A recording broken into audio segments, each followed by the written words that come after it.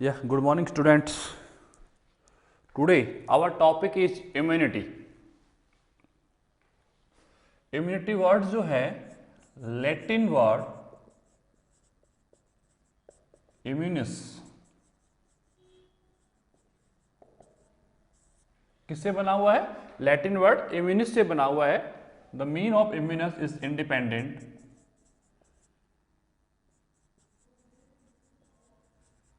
Independent structure बोल सकते हो आप. इंडिपेंडेंट स्ट्रक्चर, ठीक है, यानी कि एक ऐसा स्ट्रक्चर बॉडी में प्रेजेंस होता है जो इंडिपेंडेंट होता है and it is the defence systems of our body. It is the defence system. It is the defence system against of the microbes. जो किसके अगेंस्ट होता है हमेशा? Against of microbes. जो भी हार्मफुल माइक्रोब्स होते हैं, माइक्रोब तो टू टाइप्स के होते हैं, यूजफुल भी हैं तो हार्मफुल भी हैं. यूजफुल हमारी बॉडी में यूज होते हैं और हार्मफुल जो होते हैं हमारी बॉडी को डैमेज कर सकते हैं. तो हार्मफुल माइक्रोब्स जो होते हैं उनके अगेंस्ट में आवर बॉडी या ईच एंड जितने भी ऑर्गेनिज्म होते हैं, ऑर्गेनिज्म के अंदर एक इंडिविजुअल इंडिपेंडेंट सिस्टम होता है. It's called immunity. इम्यूनिटी क्या है? It is the defence system. It is the defence system against of the harmful microbes which is present in the independent form of our body. जो हमारी body में independent form में presence होता है. Defence का मतलब हो गया मिनी हॉस्पिटल. एक मिनी हॉस्पिटल टाइप का स्ट्रक्चर जो हमारी बॉडी में प्रेजेंस होता है. जो भी आउटर या फॉरेन जो एंटीजेंस होते हैं, हार्मफुल जो एंटीजेंस होते हैं, हार्मफुल जो माइक्रोब्स होते हैं, उन माइक्रोब्स को डिस्ट्रॉय करता है, उनके साथ फाइट करता है, उनको डैमेज करके हमारी बॉडी को प्रोटेक्शन प्रोवाइड करता है. मतलब हमारी बॉडी के लिए एक डिफेंसिव फॉर्म हो गया. हमारी बॉडी का कौन सा पार्ट हो गया? वो एक डिफेंसिव फॉर्म हो गया जो हमारी बॉडी को डिफेंस करता है, प्रोटेक्शन प्रोवाइड करता है अगेंस्ट ऑफ द माइक्रोब्स. किसके against? Against of the harmful antigens बोल दीजिए आप, फॉरेन पार्टिकल्स बोल दीजिए, या हार्मफुल माइक्रोब्स आप लोग यूज कर सकते हैं. ठीक है, तो इम्यूनिटी क्या है? It's a Latin word immunis. Immunis का मतलब होता है इंडिपेंडेंट स्ट्रक्चर. इंडिपेंडेंट स्ट्रक्चर कौन सा है? कि every living organism have a simple या independent defense system which is always against of the harmful microbes या foreign particle. जो भी foreign particle, कोई भी पार्टिकल, किसी भी टाइप का पार्टिकल बॉडी में एंटर करता है तो may be useful over harmful. या तो वो यूजफुल होगा या वो हार्मफुल होगा. भाई हम जानते हैं different types of bacteria. Bacteria एक ऐसे माइक्रोब्स होते हैं जो जितना बॉडी को हार्म करते हैं उससे ज्यादा बॉडी को यूजफुल भी बॉडी के लिए बेनिफिशियल्स भी होते हैं. ठीक है ना. बॉडी के डिफरेंट टाइप्स ऑफ मैकेनिज्म हैं जो without microbe, without bacteria possible नहीं है. But some bacterias are harmful for of our body. हमारी बॉडीज के लिए कुछ बैक्टीरियाज ऐसे भी हैं जो हार्मफुल होते हैं, जो हमारी बॉडी को डैमेज कर सकते हैं, हमारी बॉडी को क्या बोल सकते हैं, हमारी बॉडी के लिए डेंजरस फॉर्म क्रिएट कर सकते हैं. ठीक है, तो वो डेंजरस फॉर्म क्रिएट नहीं हो, हमारी बॉडी डैमेज नहीं होनी चाहिए, ऐसा कुछ सिस्टम हमारी बॉडी में होना चाहिए जो इन फॉरेन पार्टिकल्स के अगेंस्ट में वर्कआउट कर सके, उनको डैमेज कर सके और डैमेज करके हमारे बॉडी को प्रोटेक्शन प्रोवाइड करे, हमारी बॉडी को सेफ रखे. ठीक है, तो उस सेफ सिस्टम को हम कहते हैं इम्यूनिटी. क्या कहते हैं? Immunity system. यानी इम्यूनिटी का मीन हो गया इम्यून सिस्टम. इम्यून सिस्टम, ठीक है, एक ऐसा सिस्टम जो बॉडी के अंदर प्रेजेंस होना चाहिए. ठीक है, प्रेजेंस होता है जो बॉडी का डिफेंसिव सिस्टम्स होता है. बॉडी में एंटर होने वाले different types of foreign particles, जो हार्मफुल पार्टिकल्स होता है, उनको आइडेंटिफाई करता है, आइडेंटिफाई करके उसको डैमेज करता है, उसके बाद फाइट करता है, फाइट करके उनको डिस्ट्रॉय करके आवर बॉडीज को, हमारी बॉडीज को क्या करता है? प्रोटेक्शन प्रोवाइड करता है. ठीक है, तो वो हो गया आप लोगों का इम्यून सिस्टम, इम्यूनिटी. ठीक है, तो इम्यूनिटी जो है वो किससे बना हुआ है? इम्यूनिस से बना हुआ है. ठीक है, अब now immunology.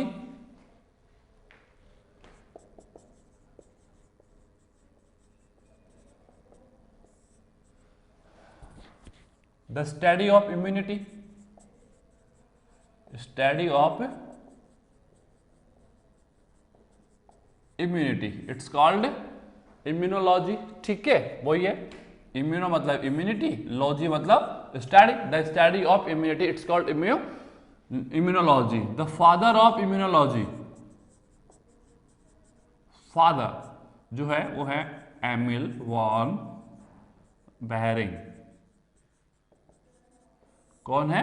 Emil von Behring. Behring ने इसको रिप्रेजेंट किया था। इम्यूनोलॉजिस्ट के बारे में जो स्टडी जो इम्यूनिटीज थी वो किसने की थी? एमिल वॉन बेहरिंग ने की थी। ठीक है, अब इम्यूनिटी जो है हमारी बॉडीज के अंदर 2 टाइप्स की होती है।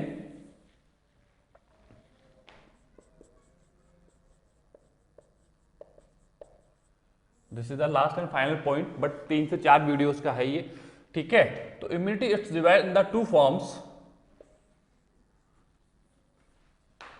फर्स्ट है innate और non specific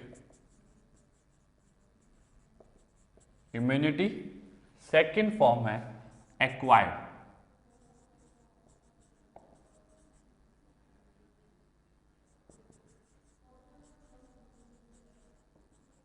acquired immunity.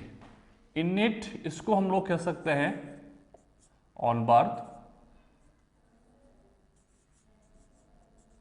On birth. ठीक है, यानी कि ये जो इम्यूनिटीज होती है वो parents to new spring,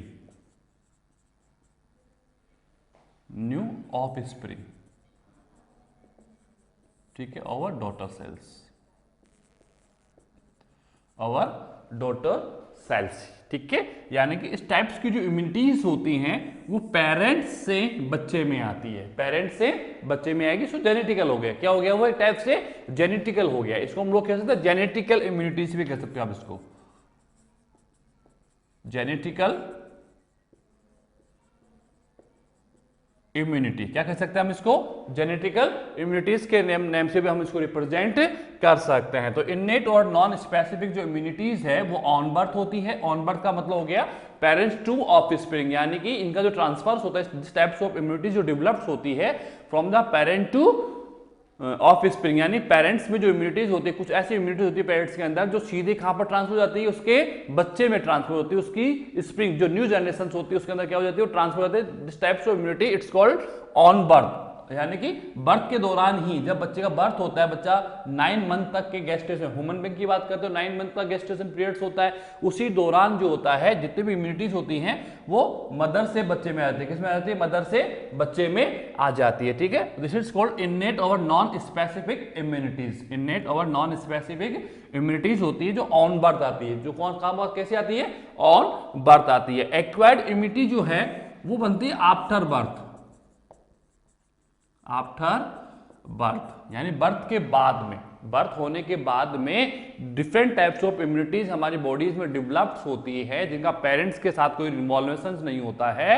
this types of immunity it's called acquired immunities. ठीक है, जो नेचुरल्स हो सकती है, नेचर के आधार पर मेरे बॉडीज के अंदर, क्लाइमेट के आधार पर, एनवायरमेंट के बिहेव पर हमारी बॉडीज के अंदर डेवलप होना स्टार्ट हो जाती है। ठीक है, तो 2 types of immunities basically occur in the human beings. First है innate और non-specific immunities and second है acquired immunities. ठीक है, तो innate और non-specific immunities जो है वो on birth है।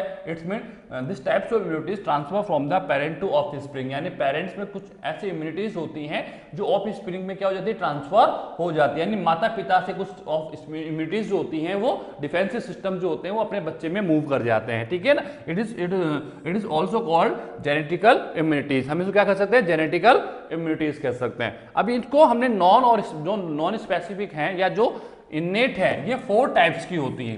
आपको पता होना चाहिए कि बॉडी का कौन कौन सा सिस्टम जो है वो डिफेंसिव होता है। तो इनेट जो है वो बेसिकली 4 टाइप्स की हैं। फर्स्ट है एनाटॉमिकल, एनाटॉमिकल, ठीक है। सेकंड है फिजियोलॉजिकल, फिजियोलॉजिकल। थर्ड है फेगोसाइटिक, फेगोसाइटिक। फोर्थ है inflammatory, inflammatory. 4 types of immunities it is the part of innate immunities कि बॉडी का कौन कौन सा सिस्टम ऐसा है जो माइक्रोब्स के अगेंस्ट वर्क करता है, माइक्रोब्स को डिस्ट्रॉय कर सकता है, ठीक है। तो टोटली एक्वायर्ड हम लोग बाद में स्टडीज करेंगे।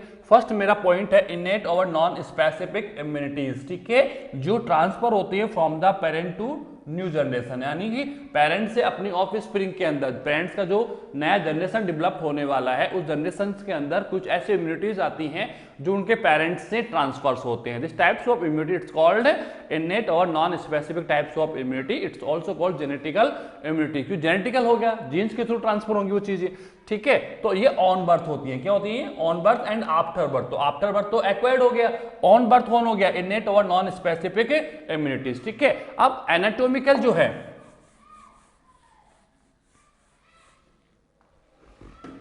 Anatomical it's divide into forms. Anatomicals में एग्जांपल्स आते हैं, पहला स्किन और सेकंड आता है म्यूकस।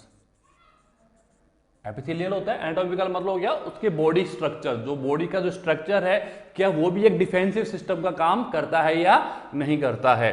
तो आप ध्यान रखना, स्किन हमारा फर्स्ट एनाटॉमिकल जो है वो इम्यूनिटीज में आता है। ये आपके फर्स्ट लाइंस ऑफ डिफेंस में आते हैं। हमारी बॉडीज के अंदर 3 लाइंस ऑफ डिफेंस होते हैं, first lines of defence, second lines of defence and third line of defences, ठीक है। तो ये आपको मैं धीरे धीरे पढ़ाऊंगा। स्किन जो है मेरा सबसे पहला माइक्रोब्स को रोकने में, माइक्रोब्स को डिस्ट्रॉय करने में या माइक्रोब्स की एंट्रिंग को स्टॉप करने के लिए, माइक्रोब्स की एंट्री नहीं हो उसके लिए सबसे पहला वर्ड है मेरा म्यूकस, सॉरी स्किन, ठीक है। स्किन क्या है, पूरी बॉडी को कवर करता है, मेरी बॉडी को, ठीक है। आप ये चाहो कि इस बॉडी से माइक्रोब एंटर कर जाए, दैट्स नॉट पॉसिबल।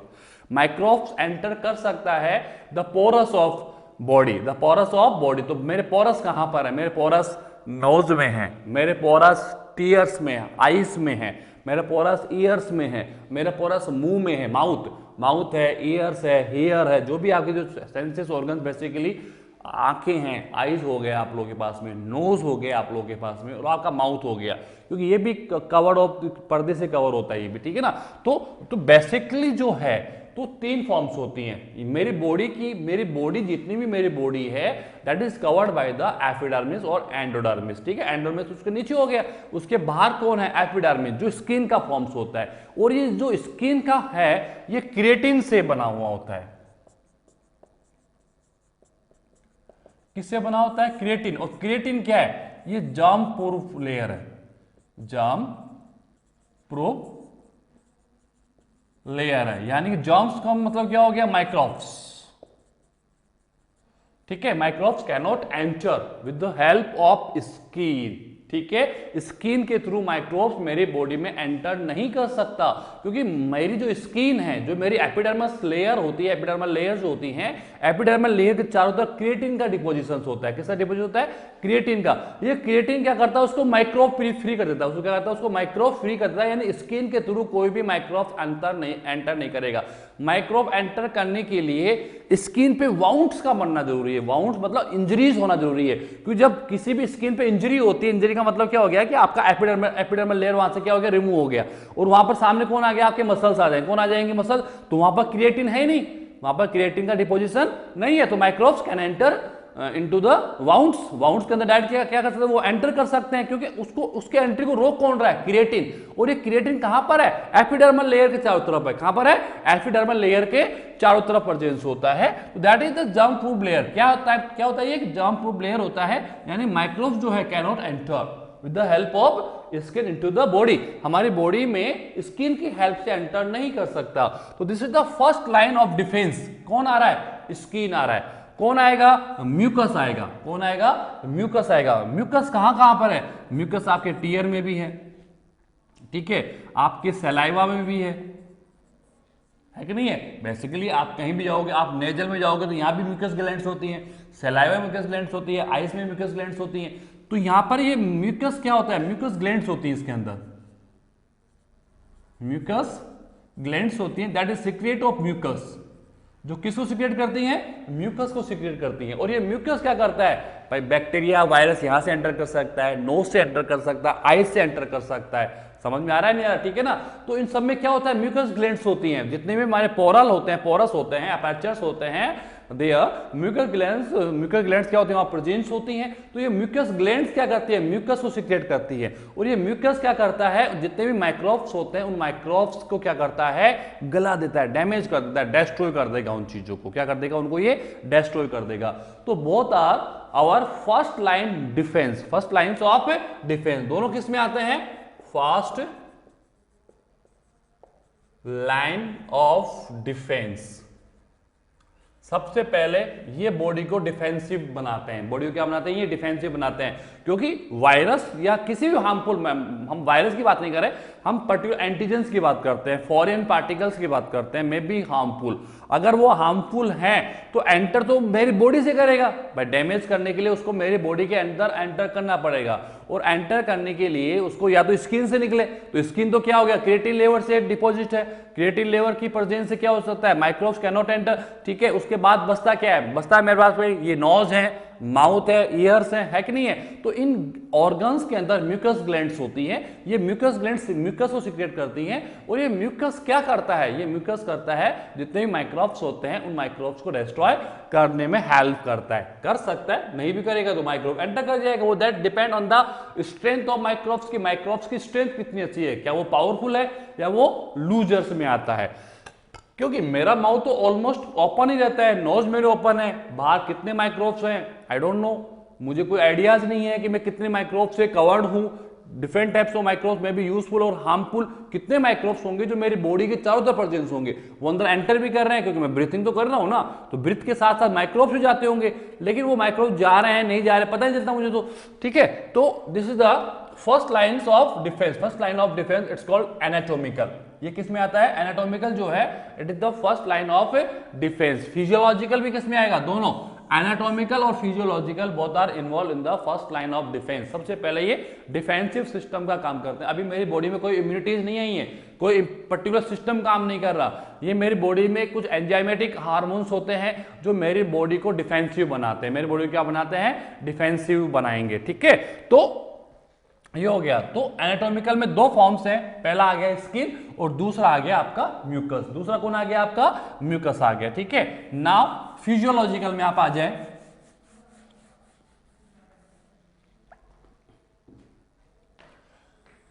फिजियोलॉजिकल में पहला पॉइंट आता है आप लोगों का फीवर। पहला पॉइंट कौन आता है, फीवर। ध्यान रखना कभी भी कुछ प्रॉब्लम्स आती है ना तो बॉडी का टेम्परेचर राइज होता है। वो क्यों होता है कि फीवर कब आता है बॉडीज में, बेसिकली फीवर आता है हमारे इम्यूनिटी सिस्टम्स होते हैं, primary immunity, secondary immunity, tertiary immunity, इस टाइप की इम्यूनिटीज हमारी बॉडीज के अंदर प्रेजेंस होती है, ठीक है। वो हम लोग पढ़ेंगे आगे। तो होता क्या है बेसिकली, जैसे ही माइक्रोब्स बॉडी में एंटर हो जाएगा, एंटर होते ही वो क्या करता है, अपनी क्वांटिटी को इंक्रीज करेगा with the feed of food, ठीक है। इंक्रीज करने के आफ्टर टॉक्सिक कंटेंट्स को सिक्रेट करना स्टार्ट कर देगा। टॉक्सिक कंटेंट को क्या करता है, सिक्रेट करना स्टार्ट करता है, जिससे कि टॉक्सिक कंटेंट क्या हो जाएंगे, इंक्रीज हो जाएंगे, ठीक है। जैसे ये इंक्रीज होगा, इंक्रीज होती है अपनी बॉडी के अंदर जो WBC होती है, या ऐसे कह सकते हो, हाँ WBC मान लो, WBC जो होती है, नहीं ठीक है, इंक्रीज होगा, इंक्रीज होते हैं हमारी बॉडी के अंदर एक पायरोजन नामक, इट्स अ प्रोटीन, ठीक है। ये सिक्रेट होगा, जैसे ही ये सिक्रेट होगा, सिक्रेट होते ही ये टेम्परेचर को राइज कर देगा बॉडी के, बॉडी को क्या कर देगा, टेम्परेचर को राइज कर देगा। जैसे बॉडी का टेम्परेचर राइज होगा वो क्या हो जाएगा, unfavourable conditions of the microbes. Microbes के लिए क्या करते हैं वो, सबसे पहले ये होता है मेरे बॉडी के अंदर, कोई भी माइक्रोब्स हो सकता है, कोई स्किन से एंटर हो जाए या वो म्यूकस को लात मारते हुए अंदर चला गया है, ठीक है। तो दिस इज द, फिर वो वर्कआउट होता है मेरा फिजियोलॉजिकल। एनाटॉमिकल, पहला डिफेंस क्या था मेरा, एनाटॉमिकल था, ये फर्स्ट लाइन्स ऑफ डिफेंस में ही आता है, ठीक है। तो एनाटॉमिकल उसको कवर अप नहीं कर पाया, हो सकता है माइक्रोब्स म्यूकस को लात मारते हुए अंदर आ गया, या स्किन को फचाड़ के अंदर आ गया है, तो वो अंदर आएगा तो मेरी बॉडी के टिश्यूज में एंटर करेगा, मेरे बॉडी के कहां पर एंटर करेगा, टिश्यूज में एंटर कर जाएगा। अब टिश्यूज में एंटर करेगा तो वो माइक्रोब्स एंटर करने के आफ्टर अपनी क्वांटिटी इंक्रीज करके टॉक्सिक कंटेंट को सिक्रेट करना स्टार्ट करता है, जिससे कि इसकी क्वांटिटी इंक्रीज हो जाएगी, कॉन्सेंट्रेशन इंक्रीज हो जाएगा। इंक्रीज होते ही उन्हीं टिश्यूज के थ्रू एक पायरोजन प्रोटीन का सिक्रेशन होता है जो बॉडी के टेम्परेचर को राइज करेगा। जैसे ही बॉडी का टेम्परेचर राइज होगा, राइज होते माइक्रोब्स डिस्ट्रॉय होना स्टार्ट हो जाएंगे। ठीक है, पहला पॉइंट तो ये होता है। दूसरा पॉइंट क्या होता है, टेम्परेचर जब राइज होता है तो फेरस डिक्रीज हो जाता है। फेरस क्या हो जाता है, डिक्रीज हो जाता है, जिसकी एब्सेंस में, फेरस की एब्सेंस में microbes can not grow. Microbes क्या नहीं कर सकता, ग्रो नहीं कर सकता। माइक्रोब्स अपनी ग्रोइंग को क्या करता है, स्टॉप कर देगा। ठीक है, जिससे कि मेरी बॉडी डिफेंसिव हो जाएगी, जिससे मेरी बॉडी क्या हो जाती है, डिफेंसिव। यानी फीवर आना it's not a harmful condition की हमेशा फीवर आ गया तो मेरी बॉडी को कुछ प्रॉब्लम्स हो जाती है। फीवर एक मेरी बॉडी का इम्यून सिस्टम से, फीवर एक मेरी बॉडी का डिफेंसिव सिस्टम में आता है कि जब बॉडी के अंदर माइक्रोब्स एंटर कर जाता है तो माइक्रोब्स क्या करता है, फीड करके अपनी क्वांटिटी को इंक्रीज करेगा and then after toxic content को सिक्रिएट करना स्टार्ट कर देगा। जैसे टॉक्सिक कंटेंट स्टार्ट होंगे, बॉडी का टिश्यूज क्या है, पायरोजन एक प्रोटीन्स होता है जिसको सिक्रिएट करेंगे। ये पायरोजन बॉडी के टेम्परेचर को राइज करता है। जैसे बॉडी का टेम्परेचर राइज होगा, ये माइक्रोब्स के लिए वो टेम्परेचर क्या हो जाएगा, अनफेवरेबल हो जाएगा। अनफेवरेबल होते हैं माइक्रोब्स क्या हो जाएगा, डैमेज हो जाएगा। हो सकता कुछ उस कंडीशन माइक्रोब लैप्ट भी रह जाते हैं। तो सेकंड फॉर्म क्या होती है, टेम्परेचर राइज होने से फेरस कम हो जाएगा। फेरस कम हो जाएगा तो ब्लड का फॉर्मेशन कम हो जाएगा, जिससे कि ग्रोथ ऑफ माइक्रोब्स जो है वो क्या हो जाएगी, डिक्रीज हो जाएगी, मेरा बॉडी डिफेंसिव हो जाएगा। पहला फॉर्म है फिजियोलॉजिकल फीवर। दूसरा फॉर्म है बॉडी में, अगर आप बात करते हैं सलाइवा, ठीक है, आप बात करते हैं टीयर, आप बात करते हैं स्वेट, ठीक है, इन सब में लाइसोजाइम्स होता है। इसमें भी लाइसोजाइम है,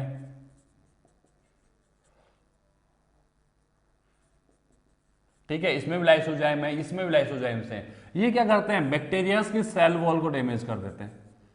बैक्टीरिया क्या करते हैं, सेल वॉल को डैमेज कर देंगे। क्या कर देंगे, बैक्टीरिया सेल वॉल क्या कर देंगे, ये डैमेज करते हैं, जिससे कि बैक्टीरिया अंदर एंटर नहीं कर सकता। टीयर जो हमारे आंसू आते हैं, अश्रु जो होते हैं, उसमें भी सलाइवा है।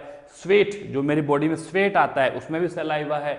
ठीक है, और जो आपका सलाइवा जो होता है, लार जिसको आप लोग कहते हो, बकल कैविटीज के अंदर या तो यहां से एंटर करेगा या यहां से एंटर करेगा या यहां से एंटर करेगा, इन सब में सलाइवास होते हैं। तो ये क्या करते हैं, इसमें सब में लाइसोजाइम्स होते हैं। क्या होता है इन सब में, लाइसोजाइम की condition food and ingest of food, जब आप भोजन ले रहे हो, ठीक है, या आंखों से आप बैक्टीरिया को एंटर कर जाता है, तो टीयर्स की जो ग्लैंड्स होती हैं, स्वेट ग्लैंड्स जो होती हैं, या जो सलाइवा जो बकल कैविटी में सिक्रेट होता है, ये लाइसोजाइम्स की जो इसमें लाइसोजाइम्स होता है, ये लाइसोजाइम क्या करता है, बैक्टीरिया के सेल वॉल को डैमेज करके बैक्टीरिया को क्या कर देगा, डिस्ट्रॉय कर देगा। ठीक है ना, सेकेंड फॉर्म हो गया ये। थर्ड फॉर्म आता है, इसमें इंपॉर्टेंट है, वो है पीएच। पीएच आप जानते हो कि हर बॉडी के हर ऑर्गन का पीएच अलग अलग होता है। ठीक है ना, अगर मैं पीएच की बात करूं तो पीएच हर ऑर्गन का अलग अलग होता है। अगर मैं पीएच की बात करता हूं तो मैं स्टोमक की बात करता हूं, ठीक है, और स्टोमक के अंदर HCl हाइड्रोक्लोरिक एसिड, आपने कभी डाइजेस्ट सिस्टम पढ़ा होगा। ऐसे ही डिओडेनम की हम लोग बात करते हैं, तो डिओडेनम में क्या सीक्रेट होता है, वही पीएच। ठीक है, डिओडेनम में बाइल जूस होता है। डिओडेनम में कौन सा जूस होता है, बाइल जूस होता है नहीं होता। ठीक है, तो HCl भी क्या होता है, एक टाइप से जितने भी माइक्रोब बॉडी के अंदर एंटर कर रहे हैं, ये HCl क्या कर देगा, उनको डिस्ट्रॉय कर देगा। ठीक है ना, ऐसे ही बाइल जूस है, बाइल जूस भी क्या करता है, माइक्रोब को क्या करता है, डिस्ट्रॉय करता है। ये दोनों किलर्स हैं, ये both are killers of the microbe. दोनों क्या करते हैं, माइक्रोब्स को किल करने का काम करते हैं। क्योंकि माइक्रोब्स ऐसा नहीं है कि एक ही जगह बच गया तो बच गया, नहीं, मेरी बॉडी में जगह जगह डिफेंसिव है। मेरी बॉडी के अंदर एक हर स्पोर्ट के ऊपर एक ना एक डिफेंसिव पॉइंट्स आपको मिलेगा जो फॉरेन पार्टिकल्स के साथ फाइट करता है। फाइट के साथ फाइट का रिजल्ट, तो दो ही कंडीशंस में फाइट का रिजल्ट आएगा, वो एक जीतेगा और एक हारेगा, एक लूजर है तो एक विनर है। ठीक है, और वो विनर कौन हो सकता है, मेरे बॉडी सिस्टम भी हो सकता है, तो वो फॉरेन पार्टिकल्स भी हो सकते हैं। तो सबसे पहले बकल कैविटी में आया तो सलाइवा मिल गया, उसके बाद स्टोमक में गया तो HCl मिल गया, इंटेस्टाइन्स में गया तो वहां डिओडेनम में क्या मिल गया, बाइल जूस मिल गया।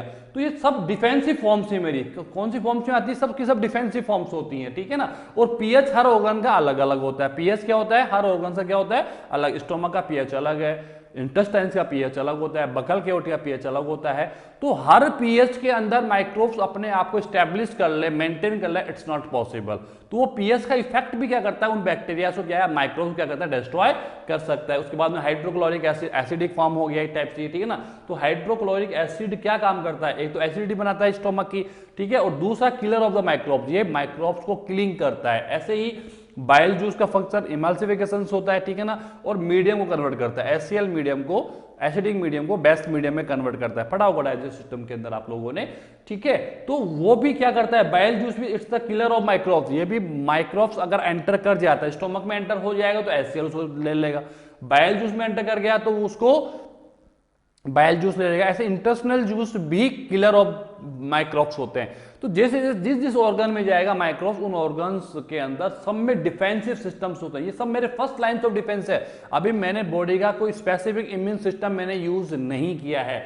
These are the first lines of defence, ये इम्यूनिटी के मेरे फर्स्ट लाइन्स ऑफ डिफेंस है कि जिस पाथवे से माइक्रोब्स एंटर कर रहा है, उस पाथवे में एवरी स्पोर्ट के ऊपर मेरी बॉडी ने कुछ डिफेंसिव फॉर्म्स क्रिएट कर रखे हैं। ये डिफेंसिव फॉर्म्स क्या करते हैं, उस माइक्रोब को डिस्ट्रॉय करने का काम है करेंगे। तो these are the physiological defensive system, जिसमें आप लोगों का HCl आ गया, बाइल जूस आ गया, pH आ गया, सलाइवा आ गया, फीवर आ गया। These are the physiological defensive systems आ गई है, ठीक है ना। अब आता है मेरा सेकंड लाइंस ऑफ डिफेंस, जिसमें specific systems, specific immune systems होता है, जो आप जानते हो WBC फॉर्म में। वो आता है third form, phagocytic. Phagocytic forms होता है। फैगोसाइटिक्स के अंदर सेल्स होती हैं जो लार्ज साइज की होती है, लार्ज साइज सेल्स होती हैं। These are called WBC. These are called WBC. ये स्पेसिफिक इम्यून सिस्टम्स होता है मेरी बॉडी का। हम जब भी बात करते हैं tell me name of the immune systems of our body, तो हम बोलेंगे WBC। भाई RBC, WBC और प्लेटलेट्स। RBC तो सर्कुलेशन का काम करता है, WBC बॉडी का इम्यून सिस्टम है, और प्लेटलेट्स जो हैं वो ब्लड क्लॉटिंग का काम करते हैं। तो WBC, this is my second line of defence. Second line of defence, ठीक है। अगर first line of defence microbes को कंट्रोल नहीं कर पाता है, देन आफ्टर हमारी बॉडी का WBC काम करता है, व्हाइट ब्लड कार्पल्सेस, जिसके अंदर एसिडोफिल्स होते हैं, बेसोफिल्स होते हैं, न्यूट्रोफिल्स होते हैं, मोनोसाइट्स होते हैं, लिम्फोसाइट्स होते हैं। These are the parts of WBC। ये किसके पार्ट्स सबके सब है? WBC। 11th क्लास में हमने पढ़ा था ब्लड के अंदर, ठीक है। ये किसके पार्ट्स है? सबके सब पार्ट है WBC। इम्यूनिटी के पार्ट्स होते हैं मेरी बॉडी, इसके इम्यून सिस्टम को स्ट्रॉन्ग करते हैं। तो ये लार्ज साइज ऑफ सेल्स होती है। क्या होती है? लार्ज साइज ऑफ सेल्स होती हैं, फैगोसाइटिक होती है, यानी कोई भी माइक्रोब अगर एंटर करता है तो उसको डाइजेस्ट करके डिस्ट्रॉय कर, फैगोसाइटिक मतलब उसको भक्षण कर लेगी, उसको इंजेस्ट कर लेगा, इंजेस्ट करके उसको डिस्ट्रॉय कर देते हैं, ठीक है। This is the second lines of defence. ये कौन सा हो गया मेरा? सेकंड लाइन ऑफ डिफेंस हो गया। बॉडी का first line of defence anatomical हो गया, फिजियोलॉजिकल हो गया। उसके आफ्टर भी अगर वो डिस्ट्रॉय नहीं होता है तो बॉडी का जो स्पेसिफिक फॉर्म्स होता है WBC, जो ब्लड में प्रेजेंस होता है, ब्लड तो हर जगह प्रेजेंस होता है, ठीक है। तो वो WBC क्या करता है? उन माइक्रोब्स को डाइजेस्ट करता है, इंजेस्ट करता है और उनको डिस्ट्रॉय कर देता है। This is called phagocytic defensive system, ठीक है। अब इसमें एक आता है इंफ्लामेटरी। इंफ्लामेटरी में क्या होता है? आपने सुना होगा पस बन जाती है। पस मतलब आपने सुना होगा सूजन जो आती है, कई बार स्किन के बाहर पस बन जाता है, सूजन आ जाती है, रेड कलर की या येलोइश कलर की बन जाती है, उसको हम कहते हैं इंफ्लामेटरी बैरियर्स। इंफ्लामेटरी में क्या होता है बेसिकली?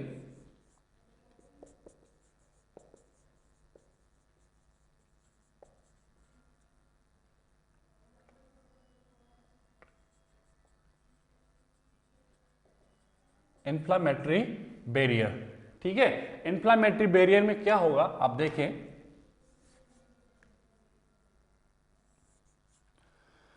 कि ड्यूरिंग ऑफ इंजरीज, जब कब इंजरीज होती हैं तो हमारी स्किन्स में वाउंड्स बन जाते हैं।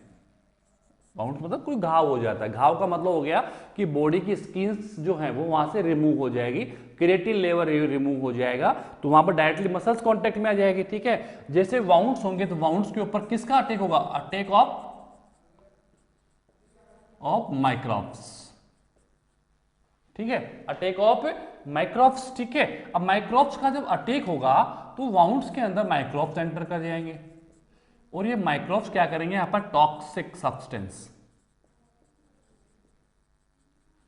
इसको टॉक्सिक सब्सटेंस को सिक्रिएट करना स्टार्ट कर देंगे, टॉक्सिक सब्सटेंस को स्टार्ट कर देंगे।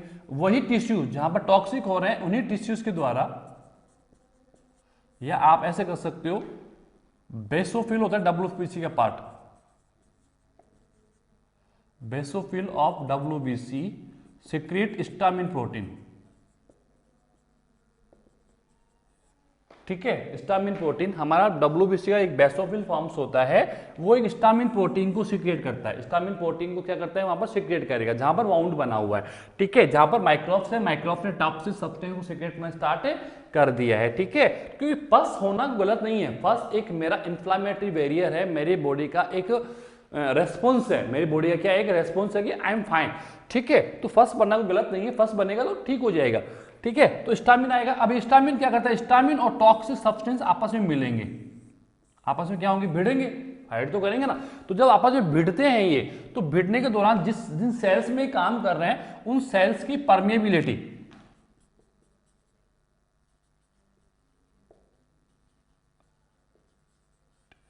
परमेबिलिटी को क्या कर देंगे, इंक्रीज कर देंगे। मतलब जो एक्सपोर्ट और इंपोर्ट होता है वो क्या हो जाएगा, इंक्रीज हो जाएगा, जिससे कि वहां पर ब्लड सर्कुलेशन बढ़ जाएगा। क्या बढ़ जाएगा, वहां पर ब्लड सर्कुलेशन इंक्रीज हो जाएगा। और ब्लड सर्कुलेशन इंक्रीज होने का मतलब हो गया ब्लड फ्लो फास्ट हो गया। ब्लड, एक ही बात है, ब्लड फ्लो फास्ट हो जाएगा, जिससे कि वो एरिया जो है वो हॉट हो जाएगा। क्या हो जाएगा, गर्म हो जाएगा और रेडिश हो जाएगा, गरम एंड रेडिश, रेड कलर का हो जाता है। क्या हो जाता है, वो शुरू शुरू में रेड कलर का आता है, ठीक है ना। इस ड्यूरिंग क्या होता है कि जो मेरा बॉडी का न्यूट्रोफिल्स, अब यहां पर कौन पहुंच जाएगा, न्यूट्रोफिल पहुंच जाएंगे। कौन पहुंच जाएंगे, न्यूट्रोफिल पहुंच जाएगा। और न्यूट्रोफिल क्या करता है, यहां पर पहुंचकर जो माइक्रोब्स थे उन माइक्रोब्स को क्या करता है, ये डिस्ट्रॉय कर देगा। क्या कर देगा, उनको डिस्ट्रॉय कर देगा। क्या कर देगा, उनको डिस्ट्रॉय कर देगा। तो अब ये माइक्रोब्स क्या हो गए, डिस्ट्रॉय हो गए। डिस्ट्रॉय होंगे, वहां पे सेल्स भी क्या होंगी, डैमेज होंगी। सेल्स क्या होंगी, डैमेज होंगे, ठीक है। तो ये माइक्रोब्स और सेल्स जब डैमेज होती है तो इनको बाहर निकलना होता है। तो बाहर निकलने के लिए फिर यहां पर बनता है एक फस। क्या बनता है, फस, यानी PUS होता है, आई थिंक फस, यानी कि क्या बोलते हैं, मवाद जिसको हम लोग कहते हैं, उसको हम लोग फस कहते हैं। मवाद बनती है बाहर की तरफ, तो धीरे धीरे धीरे स्लोली स्लोली क्या हो जाती है, वो रेडिश से येलोइश हो जाएगी और वो मस्त फस वहां से क्या हो जाएगा, फट जाएगा। फटते जितने भी माइक्रोब्स जो थे उसके अंदर जो भरे हुए थे या जो डेड सेल्स थे वो वहां से रिमूव हो जाएगी और आपका एरिया कंप्लीटली क्या हो जाएगा, कवर्ड हो जाएगा। वहां पर एक नई स्किन का फॉर्मेशन से आ जाएगा। दोबारा समझना इस चीज को कि जब इंजरीज होती है तो वाउंड्स बनते हैं। वाउंड्स का मतलब हो गया removal of the epidermal part of the skin, मतलब क्रिएटिन का वहां से रिमूव हो जाना। क्रिएटिन रिमूव हो गया तो microbes can enter through the wounds. Microbe क्या कर सकते हैं, वहां से एंटर कर सकते हैं। तो माइक्रोब्स का अटैक होगा, अटैक होते ही वहां पर माइक्रोब्स क्या करेंगे, टॉक्सिक कंटेंट्स को सिक्रेट करना स्टार्ट कर देंगे। टॉक्सिक कंटेंट जैसे स्टार्ट होगा, WBC जो है हमारा शरीर का इम्यून सिस्टम जो है उसका बेसोफिल फॉर्म स्टामिन बनाता है। ये स्टामिन एक प्रोटीन है। ये स्टामिन प्रोटीन टॉक्सिक सब्सटेंस के साथ मिलकर उन सेल्स की परमेबिलिटी को बढ़ा देगा, जिससे कि वहां पर ब्लड सर्कुलेशन का ब्लड यानी ब्लड का फ्लो क्या हो जाएगा, फास्ट हो जाएगा और वो एरिया हॉट हो जाएगा। हॉट मतलब गर्म हो जाएगा, जिससे कि रेड कलर का हो जाएगा। गर्म हो तो रेडिश से कलर आएगा। रेडिश आते हैं वहां पर न्यूट्रोफिल्स आकर उन माइक्रोब्स को क्या करते हैं, डैमेज कर देंगे। अब माइक्रोब्स डैमेज होगा तो निकले कैसे, वो वहीं से निकलेगा, यस एंड नो। तो जितने माइक्रोब्स बन जाते हैं फिर वो मवाद के रूप में, किसके रूप में, फस के रूप में क्या होते हैं, वो बाहर निकलते हैं। This is called inflammatory barrier. इसको हम क्या कहते हैं, इन्फ्लामेटरी बैरियर कहेंगे। क्या कहेंगे हम इसको, इन्फ्लामेटरी बैरियर कहेंगे। तो 4 टाइप्स ऑफ डिफेंसेस, ये क्या हो गए, 4 टाइप्स ऑफ डिफेंसिव। क्या हो गया ये, 4 types of the innate and non specific immunity. Anatomical आ गया पहले, एनाटॉमिकल में आपके पास है skin and mucus. Then physiological में फीवर आ गया, pH आ गया, HCl आ गया, बाइल जूस आ गया, इंटेस्टिनल जूस आ जाएगा, ठीक है, सलाइवा आ जाएगा।